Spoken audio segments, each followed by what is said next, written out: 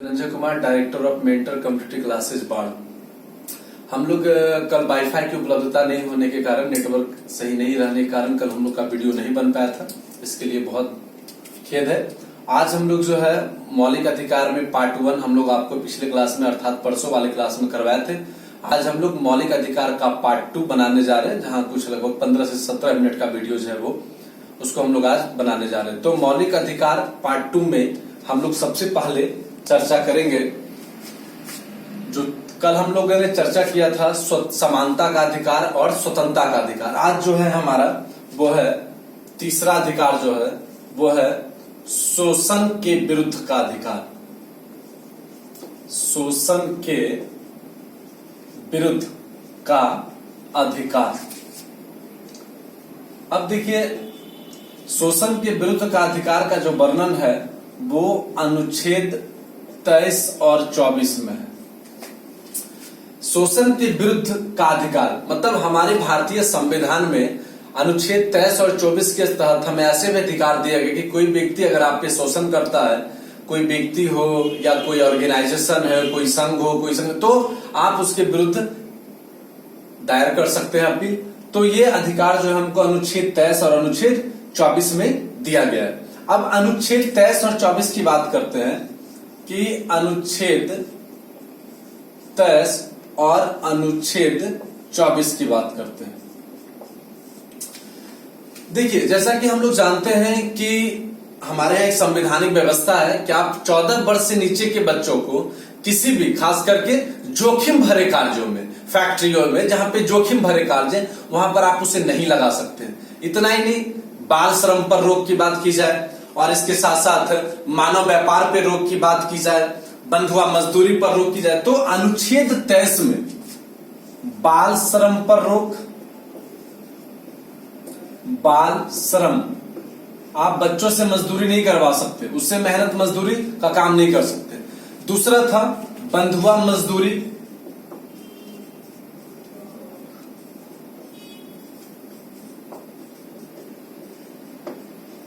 और उसके साथ साथ आप कभी कभी सुनते होंगे मानव व्यापार, मानव तस्करी होता है ना, हमेशा तो सुनते रहते हैं, नेपाल से, बांग्लादेश से सब सुनते रहते हैं। तो मानव तस्करी पर रोक।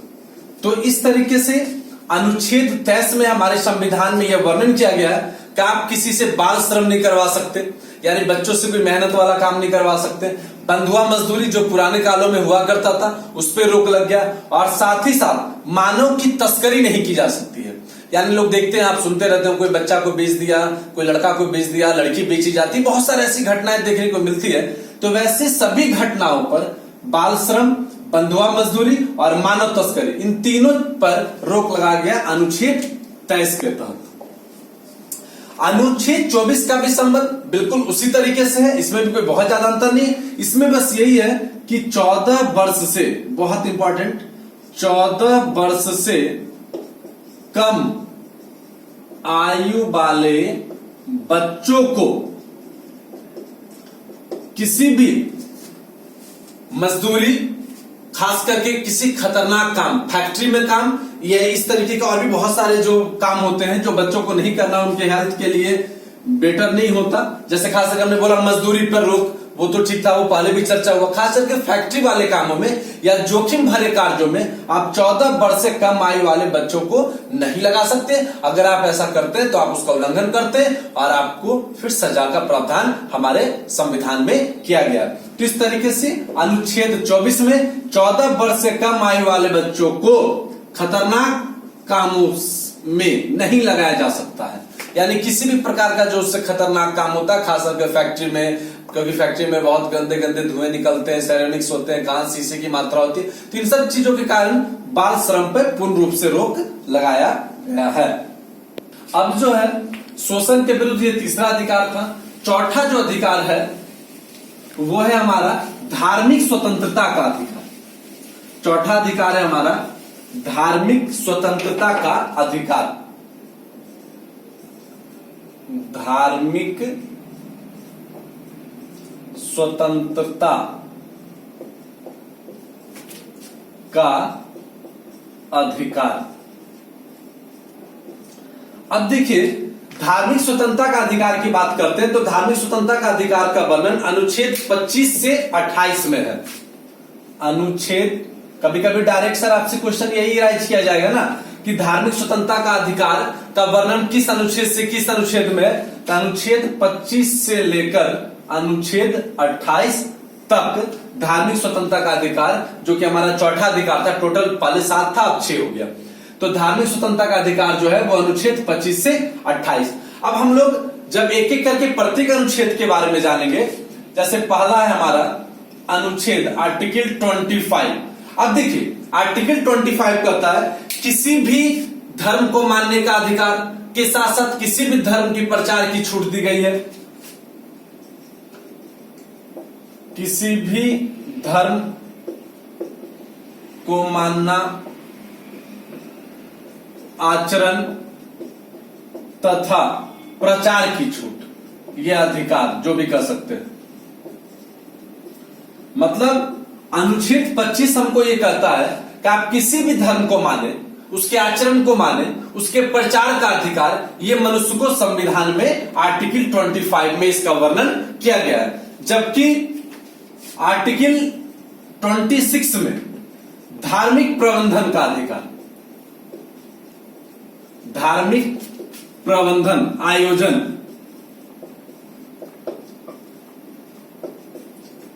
धार्मिक प्रबंधन का अधिकार।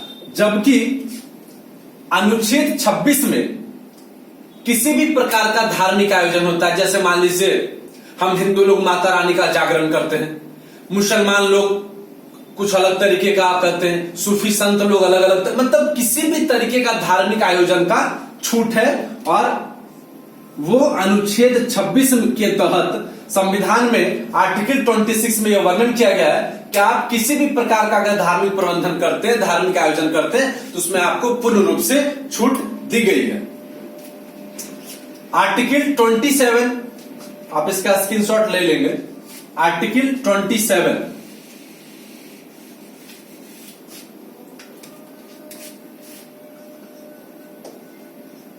अनुच्छेद 27, देखिए जिस प्रकार अनुच्छेद 26 में धार्मिक प्रबंधन या धार्मिक आयोजन का अधिकार था, ठीक उसी प्रकार अनुच्छेद 27 में धार्मिक संपोषित की बात करते हैं।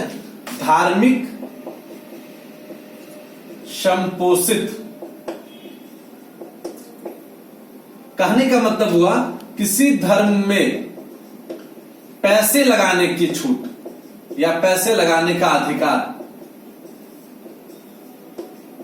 जैसे बहुत सारे लोग जो है करोड़ों के रूप में, अरबों के रूप में दान देते हैं, बहुत सारे लोग ट्रस्ट चलाते हैं, तो इन सब छूट का जो प्रावधान किया गया है वो आर्टिकल 27 में है। धार्मिक संपोषित का अधिकार, जिसको आप एक तरीके से कह सकते हैं कि किसी भी धार्मिक कार्य में, किसी भी स्पेशल कहा जाए रिलीजियस वर्क में, धार्मिक कार्य में पैसे लगाने की छूट है। और इसका वर्णन हमारे संविधान के आर्टिकल 27 में किया गया है। उसके बाद जो है ये तो 25, 26, 27 था।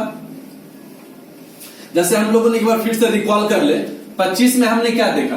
25 में हमने देखा किसी भी धर्म का को मानने का, किसी भी धर्म के आचरण का और किसी भी धर्म के प्रचार की छूट है। अनुच्छेद 26 में हमने देखा कि आप अगर किसी तरीके का धार्मिक मतलब एक तरीके से कहा जाए प्रबंधन करते हैं, किसी प्रकार का धार्मिक आयोजन करते हैं, तो उसका छूट है आर्टिकल 26 में। आर्टिकल 27 में क्या था कि किसी भी धार्मिक कार्य में आप पैसे लगा सकते, इसमें किसी प्रकार का कोई बॉन्डेज नहीं है, कोई मतलब एक तरीके से कह सकते हैं आप पे किसी प्रकार का रोक नहीं है। जबकि आर्टिकल 28 मीन्स अनुच्छेद 28 में, अनुच्छेद 28 में जो है वो धार्मिक, किसी भी धार्मिक जो कार्यक्रम होता है, धार्मिक कार्यक्रम में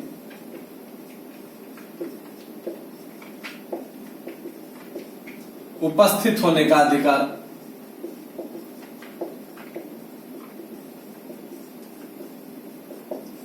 आप इस बात से ही हमारे संविधान की विशेषताएं को समझ सकते हैं कि हमारा संविधान अन्य देशों के संविधान की तुलना में कितना बेहतर है कि आर्टिकल जो 28 है वो कहता है किसी भी धार्मिक कार्यक्रम में उपस्थित होने का अधिकार प्रत्येक व्यक्ति को है।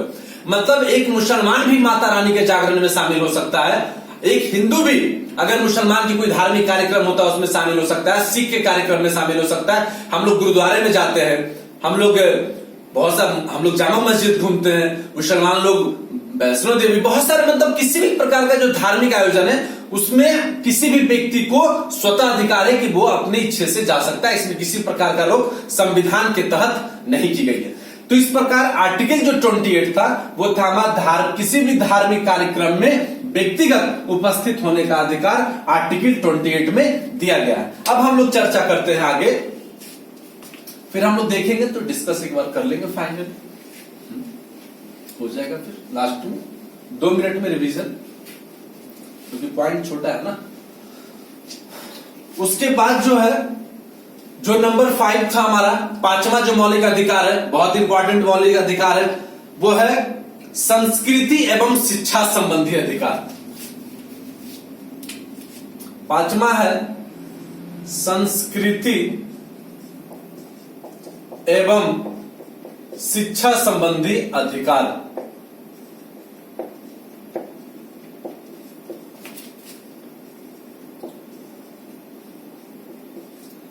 संस्कृति एवं शिक्षा संबंधी अधिकार, और इसका जो वर्णन किया गया है वो वर्णन किया गया है अनुच्छेद 29-30, यानी संस्कृति एवं शिक्षा संबंधी अधिकार का वर्णन अनुच्छेद 29 और 30 में किया गया है। इसमें जो आर्टिकल 29 है आपका और आर्टिकल 30, अनुच्छेद 29 और अनुच्छेद 30। तो अनुच्छेद 29 क्या कहता है, पहले हम लोग वर्बली सुन लें कि अनुच्छेद 29 कहता है कि अल्पसंख्यक के हितों का संरक्षण। हमारे देश में अल्पसंख्यकों के हितों का संरक्षण, मतलब अल्पसंख्यक जो लोग हैं जिनकी संख्या कम है उनके हितों का संरक्षण, मतलब उनके लेकर सरकार को एक मतलब आर्टिकल 29 जो है, अनुच्छेद 29 जो है वो सरकार को आदेश देती है कि आप अल्पसंख्यकों का हितों का संरक्षण कीजिए, उनके बारे में सोचिए। और आर्टिकल 30 भी जो है वो अल्पसंख्यक के रिलेटेड ही है। यहां पे जो था वो था कि अल्पसंख्यक के हितों का संरक्षण, यहां पर है कि नहीं, उनके शिक्षा संबंधी संरक्षण की बात की जा रही थी। अल्पसंख्यकों के शिक्षा संबंधी संरक्षण, मतलब आप एक तरीके से कह सकते हैं कि जो हमारा 5वां मौलिक अधिकार है, एक बार हम फिर से रिकॉल कर दे कि प्रारंभ में जो मौलिक अधिकार थे वो 7 था, परंतु वर्तमान में मौलिक अधिकारों की संख्या 6 है। ध्यान रखा जाए, प्रारंभ में मौलिक अधिकारों की संख्या 7 थी, वर्तमान में 6 है, क्योंकि एक जो मौलिक अधिकार था वो था हमारा संपत्ति का अधिकार, जिसको कि 19A में हटा दिया गया और उसके बाद उसे लाया कहां गया, तो लाया गया उसको वर्णन जो किया गया वो 300A में उसका वर्णन, अनुच्छेद 300A के तहत उसका वर्णन किया गया। तो वो जो संपत्ति का अधिकार था वो अधिकार हट गया, तो बचा कौन सा, समानता का अधिकार, स्वतंत्रता का अधिकार, अभी हमने पढ़ाया शोषण के विरुद्ध का अधिकार, फिर हमने पढ़ाया धार्मिक स्वतंत्रता का अधिकार, फिर हम लोग पढ़ा रहे हैं संस्कृति एवं शिक्षा संबंधी अधिकार, और छठा और लास्ट है आपका संवैधानिक उपचारों का अधिकार। इस तरीके से संपत्ति के अधिकार के हटने के कारण वर्तमान में मौलिक अधिकार की संख्या 6, जो कि प्रारंभ में 7 थी। तो हम चर्चा कर रहे थे कि संस्कृति एवं शिक्षा संबंधी अधिकार, जिसका वर्णन 29-30 में। तो हम एक तरीके से कह सकते हैं कि जो हमारा 5वां मौलिक अधिकार है जिसमें संस्कृति एवं शिक्षा संबंधी अधिकार है, यह मुख्य रूप से अल्पसंख्यकों को लेकर था। अल्पसंख्यक के हित को लेकर आर्टिकल 29 बनाया गया, जबकि अल्पसंख्यकों के शिक्षा संबंधी संरक्षण को लेकर आर्टिकल 30 यानी अनुच्छेद 30 का निर्माण किया गया। तो अब हम लोग जो है हमारा जो अंतिम मौलिक अधिकार है, जो कि छठा, याद आपको रहना चाहिए, हमने यहां पे लिखवा दिया था कि प्रारंभ में मौलिक अधिकारों की संख्या 7 थी, जो अब 6 हो गई। क्यों हो गई, तो जो संपत्ति का अधिकार जिसको 19 वर्णन था उसको जो है अब हटाकर संविधान के 300A के तहत एक कानूनी अधिकार का दर्जा प्रदान किया गया। हम उसको लिखवा भी देंगे, आप देख लीजिए पहले। तो हमारा अंतिम था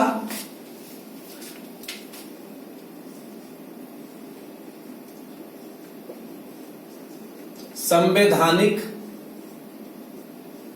उपचारों का अधिकार। इस पे तो सर क्वेश्चन आपका बहुत सारा अराइज किया जाता है। आप लोग सेट प्रैक्टिस करते हैं, जहां पे क्वेश्चन आता है भीमराव अम्बेडकर को लेकर। तो इसमें जो है वो स्पेशल आर्टिकल्स है।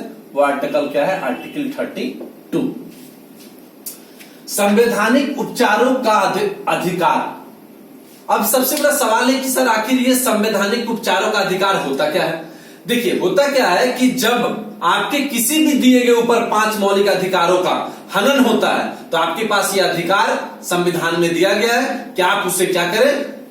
हाई कोर्ट या सुप्रीम कोर्ट आप जा सकते हैं। क्यों? क्योंकि आपके मौलिक अधिकार का हनन होता है। इसका जो वर्णन किया गया वो किया गया आर्टिकल 32 में। ये संवैधानिक उपचारों का अधिकार है।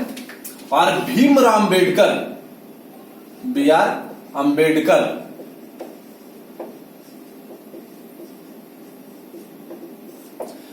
भीमराव अम्बेडकर ने संवैधानिक उपचारों का अधिकार को संविधान की आत्मा कहा। क्या कहा? संविधान की आत्मा।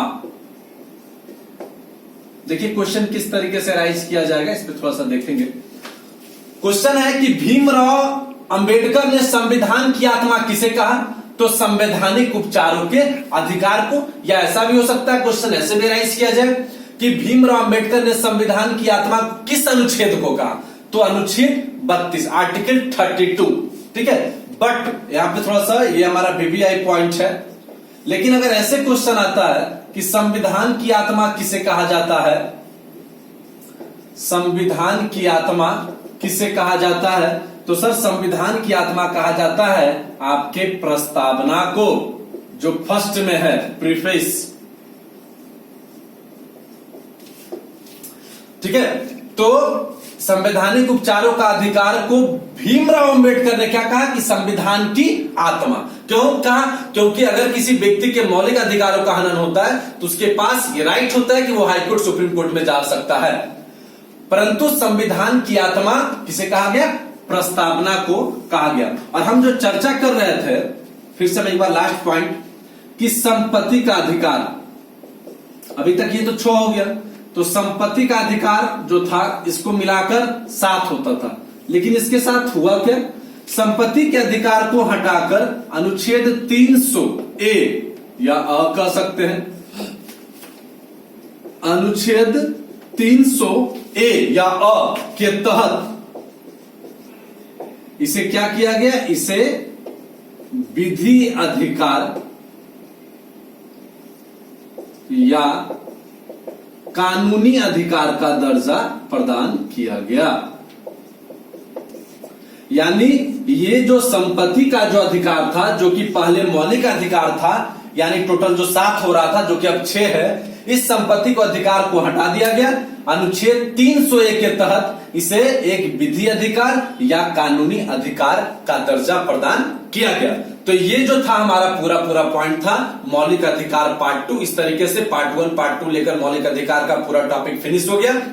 और हम लोग जब आगे आएंगे, अगले टॉपिक को लेकर आएंगे, तो वो आएंगे मौलिक कर्तव्य। और मौलिक कर्तव्य के बाद हम लोग चर्चा करेंगे नीति निर्देशक तत्व या नीति निर्देशक सिद्धांत, जो कि आयरलैंड से ली गई है। तो फिर से जाते जाते एक बार मैं आपको फिर से बता देना चाहता हूं कि आप वीडियोज को प्रत्येक दिन देखें। इधर कुछ बच्चे फिर नहीं देख पा रहे हैं, तो खास करके लड़कों से मेरा विशेष आग्रह है। लड़कियों लोग का तो लगभग कंप्लीट का PDF अब आना हो गया, लड़के लोग का भी आता, लेकिन मुश्किल से 40% बच्चे PDF बनाकर भेज पा रहे हैं। तो आप भी बच्चे से मेरा आग्रह है कि आप लोग जब PDF बनाकर भेजें। और किसी भी प्रकार का अगर आपको शिकायत सुझाव देना हो वीडियोज को लेकर, या अगर किसी को लगता है कि सर ये वीडियो को पहले पढ़ाया जाए, इस वीडियो का क्लास पहले अटेंड करवाया जाए, तो आप अपना सुझाव YouTube के लिंक पे नीचे जाकर दे सकते हैं, जो कि मेंटर कंप्लीट क्लासेस बाढ़ के नाम से है। आपका सुझाव और आपकी शिकायत का हम हमेशा तहे दिल से स्वागत करते हैं और आगे भी करेंगे। जय हिंद, जय भारत।